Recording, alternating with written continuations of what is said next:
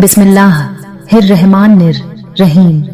आज मैं आपको इस्लाम के इतिहास का ऐसा वाकया सुनाने जा रहा हूँ जिसे जानकर आप दंग रह जाएंगे।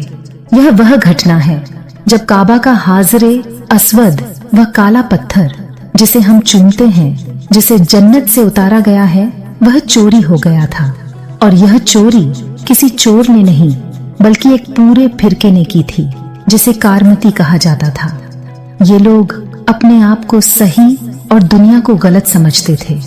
हज के दिनों में जब लाखों लोग काबे के सामने इबादत कर रहे थे, तब इन लोगों ने अचानक हमला कर दिया। हज का मैदान खून से भर गया, हर तरफ अफरा तफरी मच गई और इसी अफरा तफरी में उन्होंने काबे के अंदर जाकर हाजरे अस्वद को उसकी जगह से उखाड़ लिया और अपने साथ ले गए। मुसलमानों का दिल टूट गया। काबा मौजूद था लेकिन उसका काला पत्थर गायब था। लोग रोते थे, दुआ करते थे और सवाल करते थे कि आखिर अल्लाह अपने घर की रक्षा क्यों नहीं कर रहा। यह पत्थर 1 या 2 साल नहीं बल्कि पूरे 22 साल तक गायब रहा। हर साल हज होता मगर पत्थर अपनी जगह नहीं था। बुजुर्ग काबा के पर्दे को पकड़कर रोते, बच्चे सवाल करते और उम्मत के दिल में सिर्फ एक दर्द था।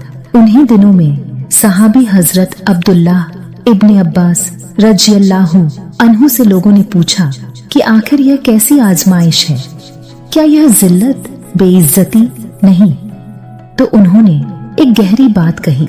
उन्होंने कहा, अल्लाह इज्जत को हमेशा के लिए जलील नहीं करता, वह उसमें से फूल निकालकर वापस करता है। यानी अल्लाह की देरी भी हिकमत होती है।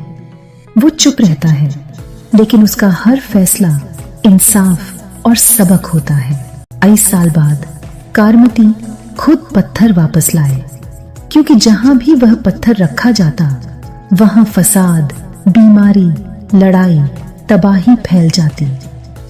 वे डर गए और उसे काबा में लौटाने पर मजबूर हो गए। लेकिन जब उसे वापस लगाया जाने लगा तो चमत्कार हुआ। काबा के इमामों ने, बड़े लोगों ने उसे लगाने की कोशिश की मगर पत्थर अपनी जगह फिट ही नहीं हो रहा था। लोग हैरान थे, समझ नहीं आ रहा था कि यह पत्थर वही है, जगह वही है, फिर क्यों नहीं लग रहा। फिर एक बुजुर्ग ने कहा, इस पत्थर को वह हाथ लगाए जो तकवा वाला हो, जो दुनिया से नहीं सिर्फ अल्लाह से डरता हो।